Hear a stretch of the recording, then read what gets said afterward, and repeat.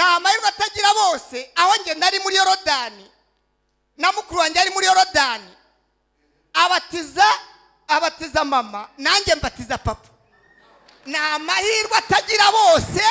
Ibyo ni ibintu nanone byabaye ku bwacu, navuga ngo n'umwihariko Imana yari yatugeneye. Amina, haleluya. Twagira ngo rero n'ubuhanuzi bwasohoraga kuko bigeze batubatirisha kwa Nyabingi, bigeze batubatirisha mu badayimoni, bakora imihango ya gipagani iyo bitaga ngo n'ukwatuza abana. Batura ijoro turara tugaragurika, baduhekenyesha ingasire, batunywesha inzoga zo mu mutanga, batwatuza mu bazimu. Ariko Imana yagira ngo ihindure ibyo. Haleluya, haleluya. Imana yagira ngo ihindure ibyo. Ko nibuka ijoro ribi twaraye, abantu barimo kunywa imisururu itabize, abantu baboroga, bakaba ngo hekenya ibuye, ugahekenya ngo kuraho urubaru nibura. Umwebwe muri bato cyane, muri n'abanyamugi byo ntimubizi. Mu cyaro habaye ibintu bigora abantu, baranga bakavuga ngo utavanyeho kamanyu na kamwe, ngo kuko ibuye bikunaniye ngo bari kuzananira abanzi n'abarozi, akaba ari ibyo badutongera. Bakaturyamisha mu kirago kimwe, bakatworoza, bakaboroga bavuga ibigambo by'ibishegu bibi cyane. Nari umwana muto mbireba, tugira agahinda ko kumva turi abakirisitu kandi twari twabivanga n'imihango ya gipagani. Ubu nkunda abana bene uwana akabyari aha nta wantanga kugaterura. Nkunda abana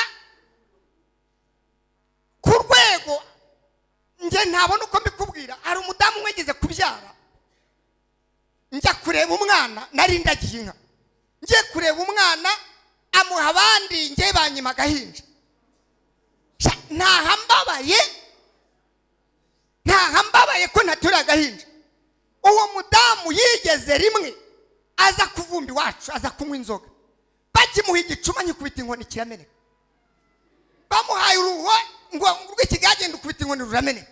Batari ku mwana yabaye iki? Ndirukanka baranyirukankana.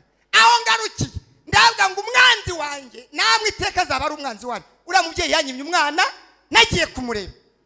Ibi bintu tuba tuhagazemo, mureke mugera ubwo natwe mutwakira mutwumve.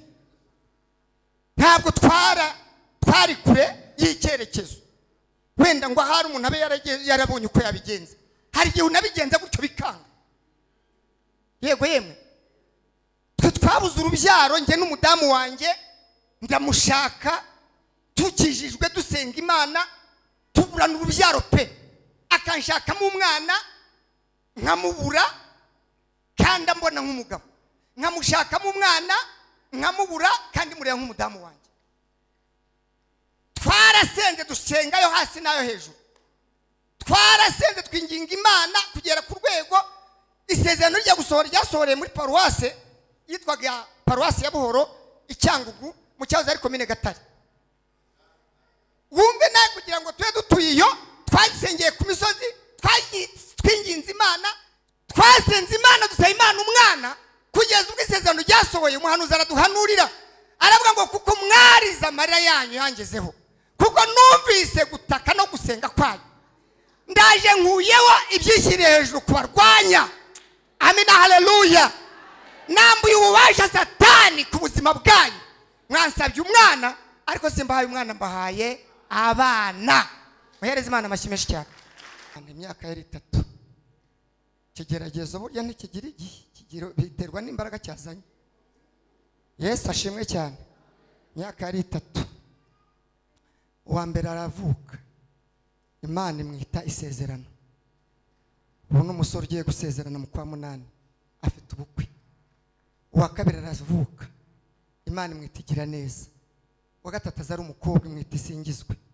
Uwa kane yitwa ikuzwe, undi yitwa iganze, undi yitwa irera, undi yitwa bose ni Imana gusa. Nta mwana wanjye wundi naho ngaho bari. Iyo ngiye no kuvuga ndabanza ngatondekanya nuko cyane ko turanga turi mu nshingano z'akazi.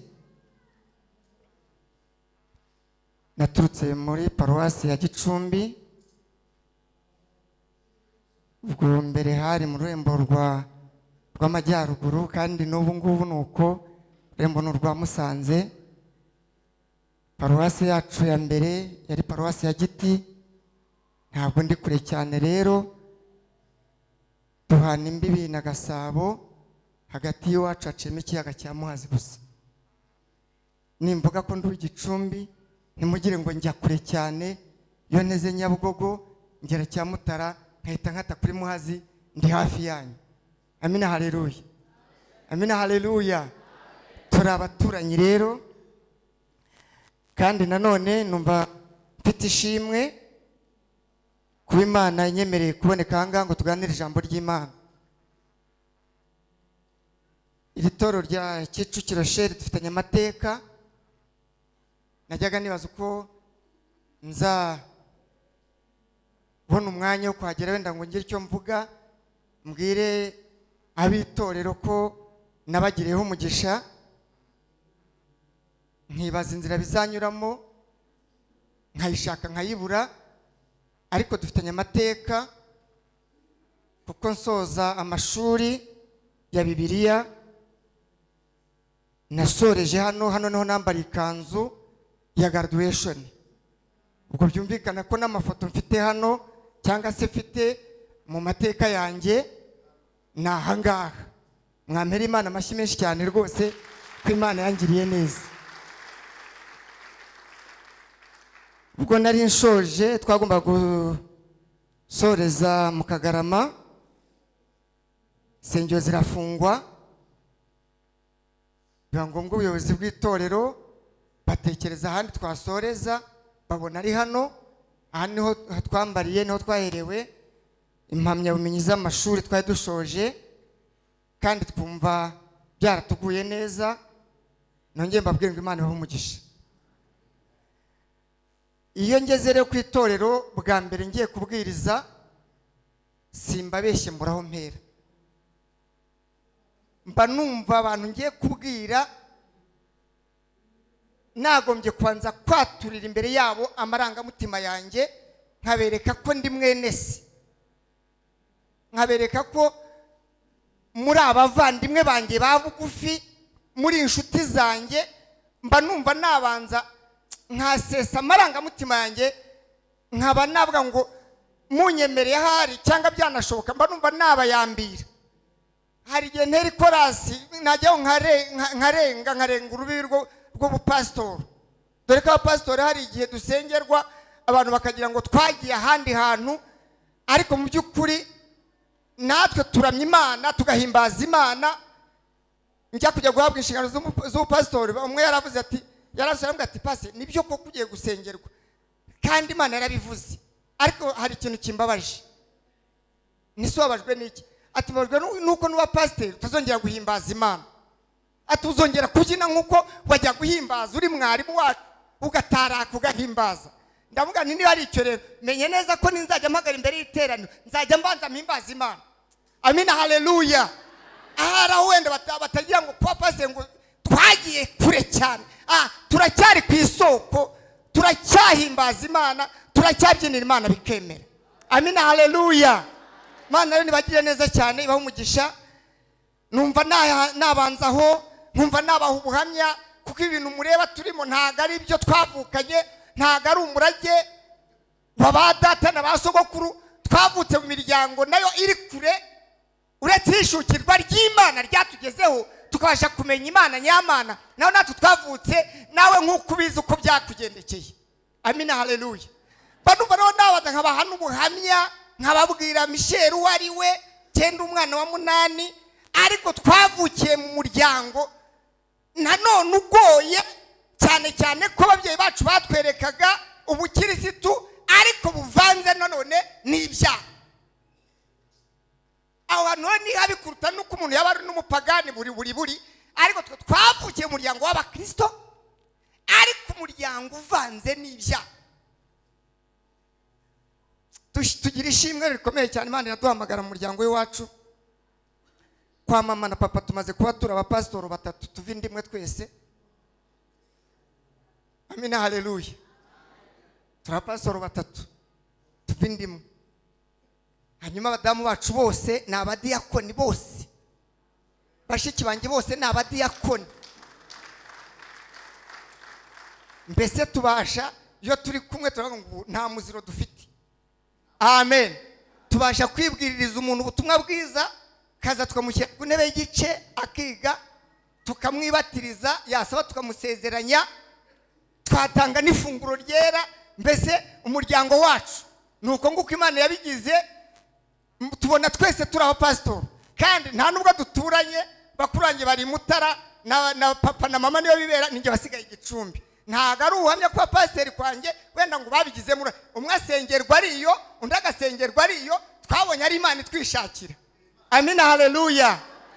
Hanyuma rero kwera ko ba papa nabo na mama baturaze ku inzira y'ubukristo, ko nize kada seminariste nifuza kwibera umupadiri, ariko igihe kiragera Imana irabihindura, ubu ari kuba padiri aba umupastor.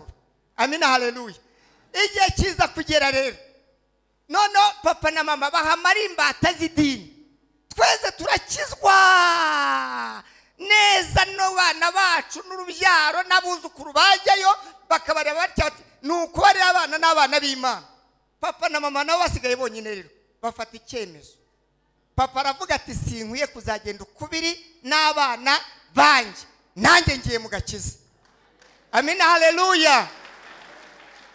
Na amahirwe wenda atagira bose kumva umusaza w'imyaka 80 na mukecuru bafata initiative, baravuga ngo twebwe natwe dukurikiye abana bacu tugiye mu gakiza. Hanyuma rero na amahirwe atagira bose, aho nge nari muri Yorodani na mukuru wanjye ari muri Yorodani, abatiza mama, nanjye mbatiza papa. Na amahirwe atagira bose, ibyo ni ibintu nanone byabaye ku bwacu, navuga ngo n'umwihariko Imana yari yatugeneye. Amina, haleluya.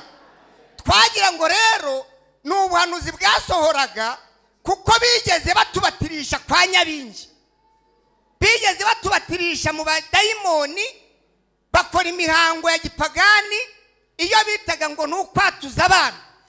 Batura ijoro turara tugaragurika, baduhekenyesha ingasire, batunywesha inzoga zo mu mutanga, batwatuza mu bazimu, ariko Imana yagira ngo ihindure ibyo. Haleluya, haleluya. Imana yagira ngo ihindure ibyo. Ko nibuka ijoro ribitwaraye, abantu barimo kunywa imisuru ritabize, abantu baboroga, bakaba ngo hekenye ibuye, ugahekenya ngo kuraho urubaru nibura. Umwebwe muri bato cyane, muri n'abanyamugi, ibyo ntimubizi. Mu cyaro habaye ibintu bigora abantu, baranga bakavuga ngo utavanyeho kamanyu na kamwe, ngo kuko ibuye bikunaniye, ngo bari kuzananira abanzi n'abarozi, akaba ari ibyo badutongera. Bakaturyamisha mu kirago kimwe, bakatworoza, bakaboroga, bavuga ibigambo by'ibishegu bibi cyane. Nari umwana muto mbireba, tugira agahinda ko kumva turi abakirisitu kandi twari twabivanga n'imihango ya gipagani. Tumaze gukizwa rero, amina, haleluya.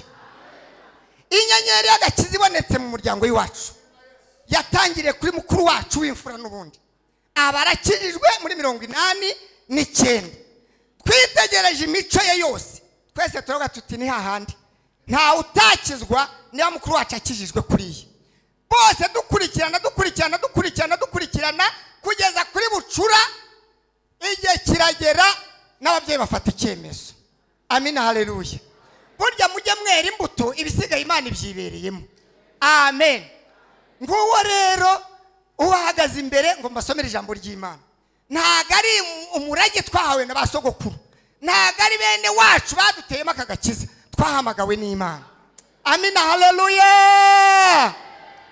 Nigeze mbabwira handi bavuga ngo Yesu yaratubwiye ngo nuko abantu bakunda icyubahiro no kwamamazwa, ngo nitunabikora natwe tujye tumwamamaza, ngo bibongerera imbaraga, ariko natwe bituremamo izindi imbaraga zo kumenya agaciro k'umwami wacu. Twaravuga ngo Yesu niyamamare, abandi bakavuga ngo niyamamare. Umuryango wacu twamamaza Yesu, mba numva nta bindi navuga ndavuga njye ndivugiye umwami wanjye. Amina, haleluya. Yesu ni yamamare.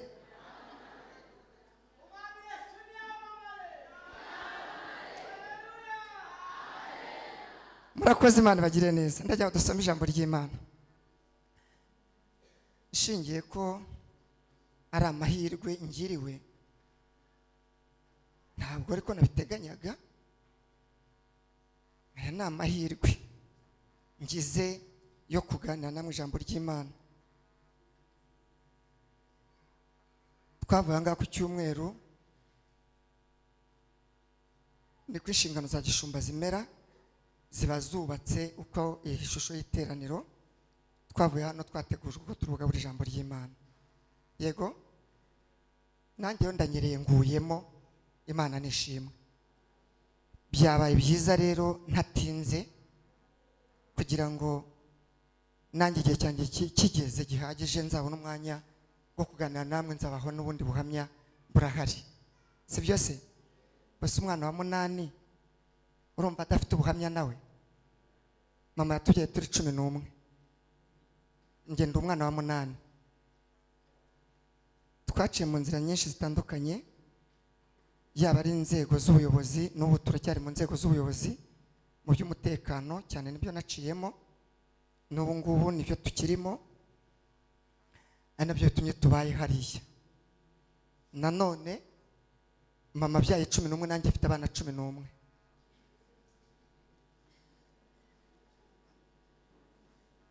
Nimutuze se, ndabizi ko nabyo byica abadayimoni. Ndamutse ntanabivuze rwose naba mpemutse. Nagera hariya ijwi rikongera rikantimbaguraho.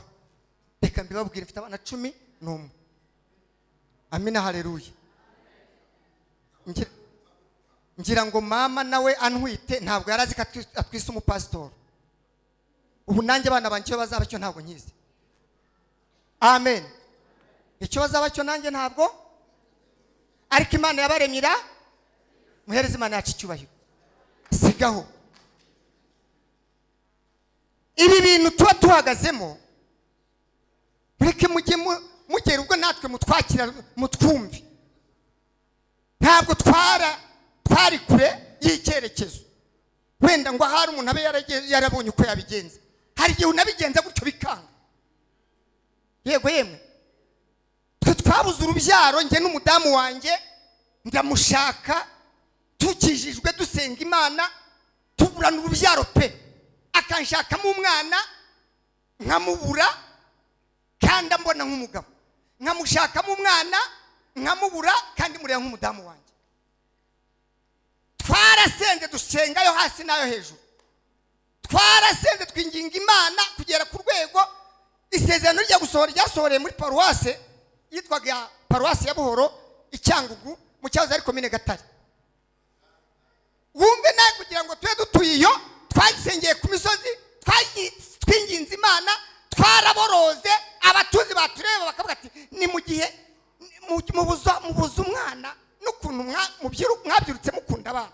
Ubu nkunda abana bene uwana kabyarira nta wantanga kugaterura. Nkunda abana ku rwego njye ntabona uko mbikubwira. Hari umudamu mwegeze kubyara, njya kureba umwana, narindagiye inka, ngiye kureba umwana amuha abandi, njye banyima agahinja. Ntahambabaye ko natura agahinja. Uwo mudamu yigeze rimwe aza kuvumba iwacu, aza kunywa inzoga. Bakimuha igicuma nyikubita inkoni kirameneka. Bamuhaye uruho ngo rw'ikigagenda ukubita inkoni rurameneka. Batari ku umwana yabaye iki? Ndirukanka baranyirukankana. Aho ngarukiye ndavuga ngo umwanzi wanjye namwe iteka azaba ari umwanzi wanjye. Uriya mubyeyi yanyimye umwana, nagiye kumureba. Baragenda babwira Cecilia bati Michel, cyatumye watashe utanyoye, wamwimye umwana. Ayiwe arabyibuka ko nahageze mu gihe abandi bari bateruye uruhinja, ntibamuruhinja. Nkunda abana n'uwakabyarira. N'ubu madamu yagiye kubyara mba nijyaniye nawe, nge nijyanira nawe. Amina, haleluya. Nge nijyanira nawe.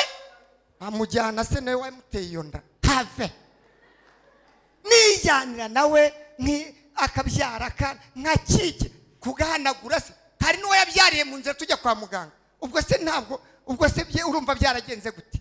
Hari utwo twabyariye mu nzira kandi tujya kwa muganga. Twasenze Imana, dusaba Imana umwana kugeza ubwo isezerano ryasohoye. Umuhanuzi araduhanurira aravuga ngo kuko mwariza amarira yanyu yangezeho, kuko numvise gutaka no gusenga kwanyu, ndaje nkuyeho ibyishyiriye hejuru kubarwanya. Amina, haleluya. Nambuye ububasha Satani ku buzima bwanyu. Mwansabye umwana ariko simbahaye umwana, mbahaye abana. Muhereze Imana amashyi menshi cyane.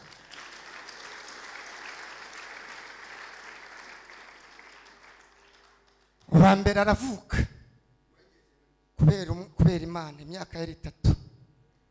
Kigeragezo burya ntikigira igihe, biterwa n'imbaraga cyazanye. Yesu ashimwe cyane. Imyaka yari 3. Uwa mbere aravuka, Imana imwita isezerano.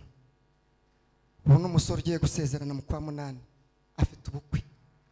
Uwa kabiri aravuka, Imana imwita igira neza. Uwa gatatu azari umukobwa, imwita isingizwe. Uwa kane yitwa ikuzwe, undi yitwa iganze, undi yitwa irere, undi yitwa bose ni Imana gusa. Nta mwana wanjye wundi naho ngaho bari. Iyo ngiye no kwavuga ndabanza ngatondekanya nuko. Imana itugire neza cyane. Yesu nashimwe. Ubwo se byo si ubuhamya. Zagaruka mbahe n'ubundi. Soma ijambo ry'Imana mu Baheburayo.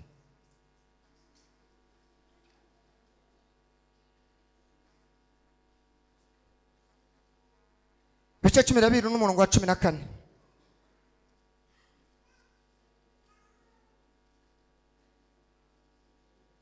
Cumi na kabiri umurongo wa 14. Urwandiko rw'Abaheburayo ni urwandiko rumwe mu nzandiko ziboneka mu nzandiko 17 na bugingo n'ubu rugishidikanywaho uwarwanditse. Bamwe bati Pawulo, abandi bati Yakobo, abandi bati nuko.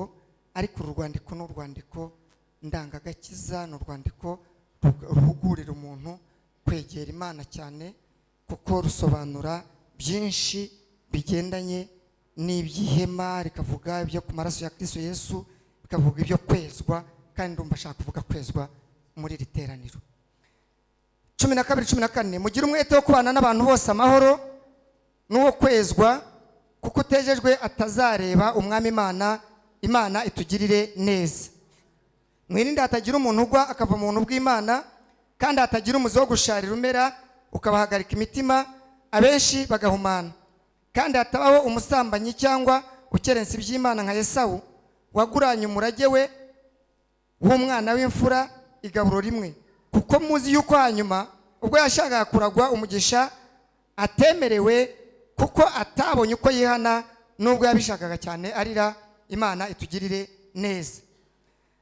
Ndavuga ku ijambo rikomeye ryitwa kwezwa, ariko nanone birakwiye kugira ngo tube dufite n'intego nyamukuru y'iri jambo.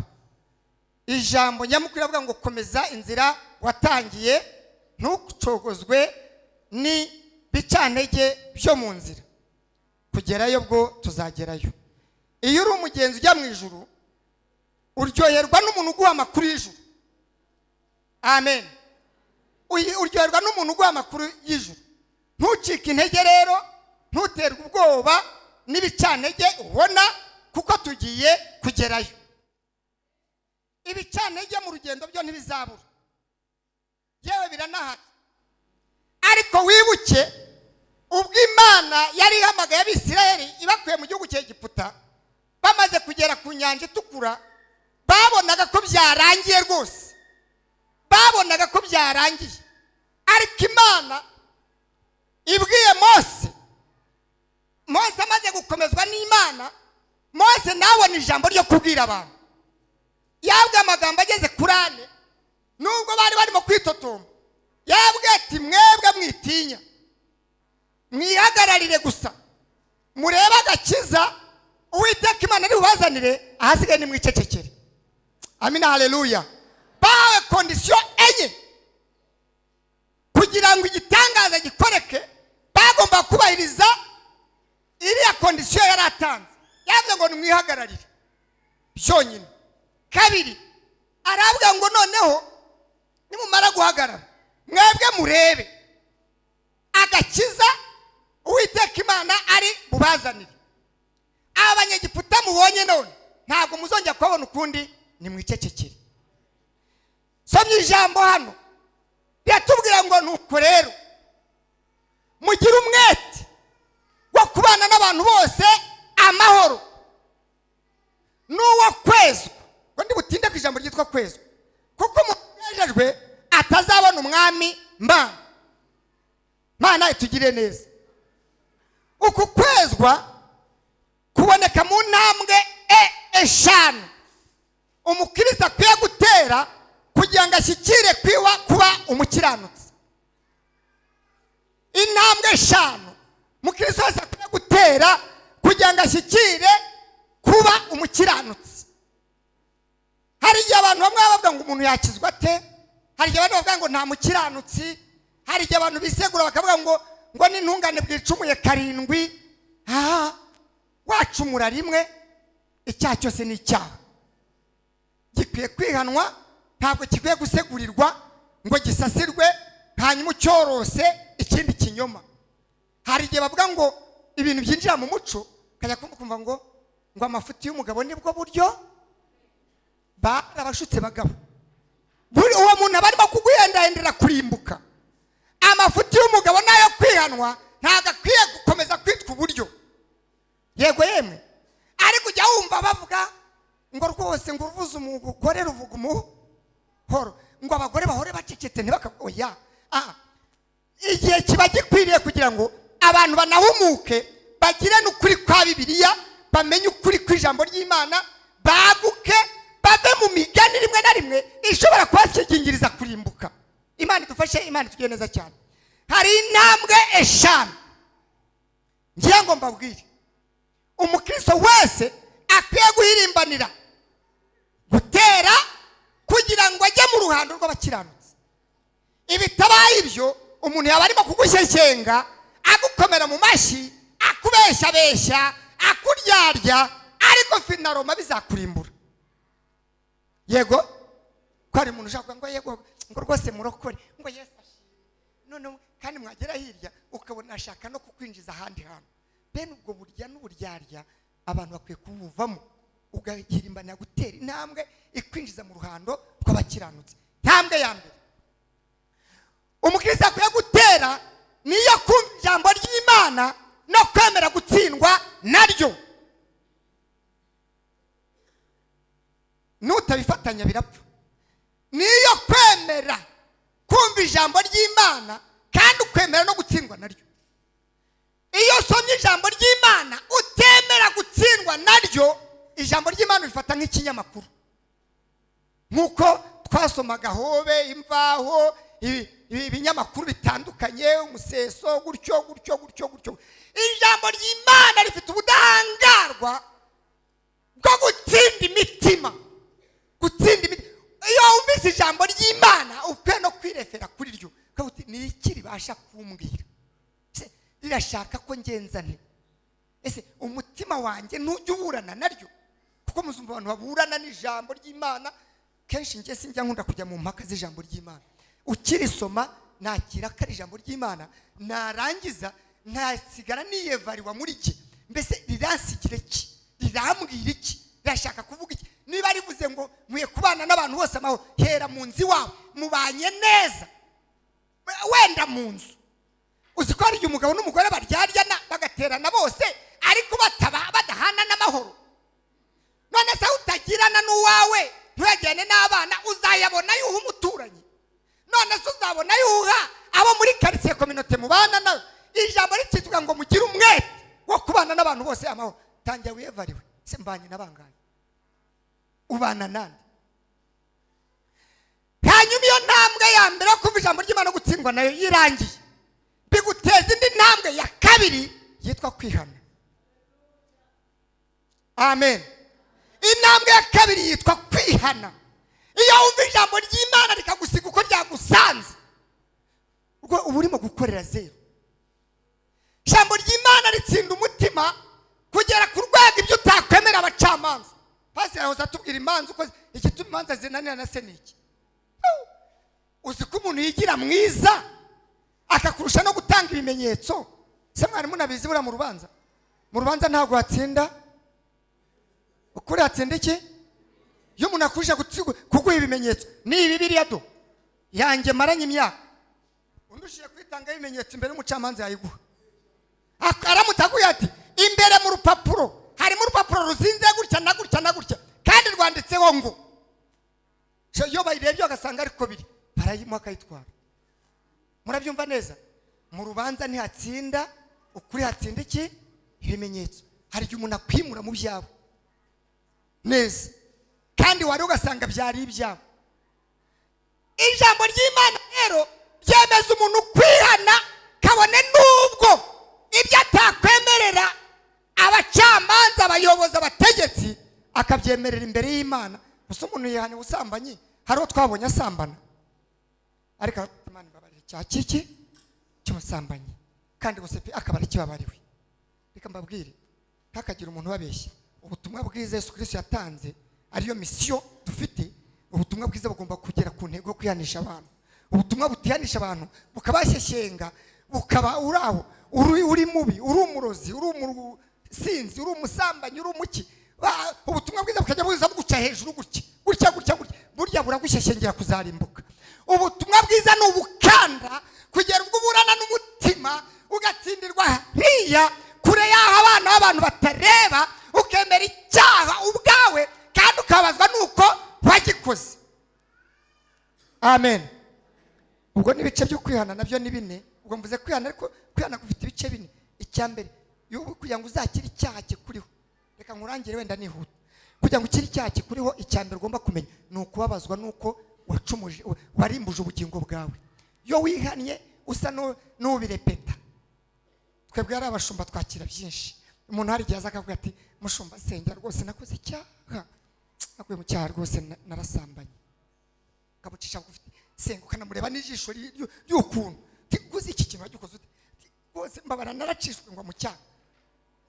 Hacira cy'umweru ngugasenga amasengesho amara gushyuka ubona narangije kwikubisa imbere aterega ati narongeye mu hashira kwe aterega bushoti narongeye toka cinara Yesu ubongera uti iyo wihanye icyaha ufite agahinda n'umubabaro yuko ari washimije ubugingo bwawe wihanana n'amarira menshi. Yego ikindi cya kabiri kigize igice cyo kwihana, ubabazwa nuko waciye ubumwe n'ubusabane bwawe n'Imana. Kuko wakoze icyaha wagiye kure y'Imana uhita ubabazwa nacyo. Gatatu kugira ngo uzihane umenye ko wageze neza ko icyaha cyawe cyababariwe. Gatatu ni ugukoza Satani isoni kuko ubuciye kubiri nawe ubumene iki ibanga. Ahita avuga ati n'ubundi ibyo mubikije n'ubundi anesha agaciro. Satani burya iyo ukunda kwatura Satani akujya kuri, nta bushuti mugirana. Kane mu kwatura nimusabira imbaraga zizagufasha kunesha ntongere kugwa mu cyaha ukundi. Amen. Intambwe ya kabiri twa kwihana. Intambwe ya gatatu no gusenga. Jambo ry'Imana Luka 18:1. Yesu Kristo yigisha abigishwa gusenga, arabwira gusenga ubutarandirwa. Iyo turi mu byiza by'amasengesho, iyi ni intambwe izagufasha. Nyabuna nimujye kure ibihe nk'ibi, nimujye kure y'amasengesho. Iyo wasenze Imana yaturimba ngo baracana bakanyegeza ngo yamana itariba yari ikamanuka. Ibihe byo dusenga mu Uwiteka Imana bijya bidutarura mu magarara bikaduhagarika twemye imbere y'Imana. Amina, haleluya. Iyo wasenze Imana, Imana iragufasha, Imana ikakugirira neza, uhorana isura nziza imbere y'Imana. Hanyuma iyo ni gatatu. Kane ni jambo rivuga cyangwa intambwe yindi ya kane ni intambwe yitwa kwezwa. Niyo twavuze, niyo twasomye, niyo teme y'iki kibwiriza. Kwezwa. Nyabuna bene data, ntukahore mu imbere y'Imana wanduye. Uzajya uhora wibuka neza yuko amaraso ya Kristo Yesu ari yatweza akadukizaho ibyaha n'imibiri zose n'icyatwanduza icyo ari cyo cyose icyo waba wiyiziho n'icyo utiyiziho. Imana dufashe, Imana tugiye neza cyane. Uku kwezwa rero tukubona igihe cyose amaraso ya Kristo Yesu yatubonetseho. Uwiteka umucamanza iyo ambonyeho amaraso y'umwana we Yesu Kristo ntago ncira urubanza rubi, ahubwo anyita ukiranutse. Imana dufashe, Imana tugiye neza cyane. Muyirimbane koneka imbere y'umwami Yesu kugira ngo amaraso ye akomeze abeze kandi abatunganye. Ntambwe ya gatanu ya nyuma ni intambwe yitwa kwizera. Iyo ufite muri urugendo udafite kwizera uranamuka. Umwe agucisha aha, undi akagucisha aha, undi akagucisha. Kwizera ni intwari ikomeye cyane, ni intambwe ikomeye cyane umugenzi ujya mu ijuru akwiye gutera kugira ngo Uwiteka Imana akomeze kumubona nk'umukiranutsi. Uku kwizera ntabwo nguvugaho byinshi, ndagira mbabwira ngo mu kwizera nimo dukorera umurimo w'Imana. Amen. Utizera ni watanga icyacumi, kuko iteka imibare ihuriramo. N'abakorera amafaranga menshi mwumva bavuga ngo buriya barabara bigahura neza, agasanga agwa muri minus. Yesu nashimwe. Umukiranutsi w'Imana yateye intambwe yo kwizera, yemera kugura ibyuma nk'ibi kandi we nta radiyo agira. Akabizi ko umurimo akoze atari uwo kunezeza mwarimu, atari uwa perezida wa korari, ahubwo akavuga ati iki nkoze kirazamutekereza ku Mana. Amina, haleluya. Kwizera niko gutuma twebwe ubwacu tugira ibyo dutanga kugira ngo tunezeze Imana yacu. Uzi ko hari abantu bajya impaka mu cyacumi atari kubura kijyahe. Se buri urifuza kumenya aho kijya, ngo buriya kijyahe, ngo buri Imana iraza koko, kandi wowe ni mwene data nawe turi kumwe nawe. Iyo utaramenya iyo ukorera, iteka ukorera na kwitotomba, uritotomba urivo kandi ukaba wanakoze, ariko se kuko mu by'ukuri. None se buriya mwebwe we murebye, tangira mu itangiriro usome Bibiliya, urasanga imirimo y'Imana yarakorwaga uhereye ku bw'Adamu. Uzi ko Adamu Imana yamutegetse gukorera Imana. Uzi ko Abeli umuhungu we na Kayini icyo bapfuye umurimo w'Imana. Hari ikindi se? Kandi icyo gihe isi yariho abantu bangaheze, Adamu na Eva n'abana be. Noneho barangije bakorera Imana, umwe atanga atya, undi atanga atya. Nabugingo n'ubu rero uwo mudayimoni aracyagenda ku bantu, ukoreye Imana undi abashaka kumubuza kugira gukomeza kuyikorera. Nimukorera Imana kugira ngo muteye intambwe yo kwizera. Amina, haleluya. Nyemere dusenge Imana kandi mwakire neza ijambo ry'Imana. Ndashoje. Ndashaka gusenga Imana, kandi uburyo nyine mbashaka gusengamo Imana, ndagira nsengera umuntu wese uri hano kugira ngo Uwiteka Imana amukomereze muri urugendo rujya mu gihugu cyo mu ijuru kandi azamugezeyo amahoro. Yego, ko nabwiye teme mvuga ngo komeza inzira watangiye, ntucirwe intege n'ibicantege nke byo muri iyi nzira. Yego, kugerayo ubwo tugiye kugerayo. Ntuhaguruke, rambura ikiganza twisengera Imana gusa, Imana igukomereze muri urugendo, izakugeze mu bwami bwo mu ijuru amahoro. Mana data twese uhoraho, Imana igira neza mukiza mwiza, ngushimiye ijambo Uwiteka Imana, ushimye ko dusangira twese kugira ngo umuntu wese mwami Imana yacu rimubere indorerwamo yireberemo, kandi rimubere umutsima wo kumukomeza kugira ngo azabashe kugera mu bwami bwo mu ijuru. Turi ahangaha turi mu rugendo rero, bwira dukomereze muri uru rugendo, uturinde ibicantege, turinde ibyatugusha, turinde ibyadusubiza inyuma. Intego dufite niyo kuzabana n'Imana tugeze mu bwami bwa data. Ngwino tugire neza, tubere Imana muri byose hagati mu izina rya Yesu. Amen. Murakoze.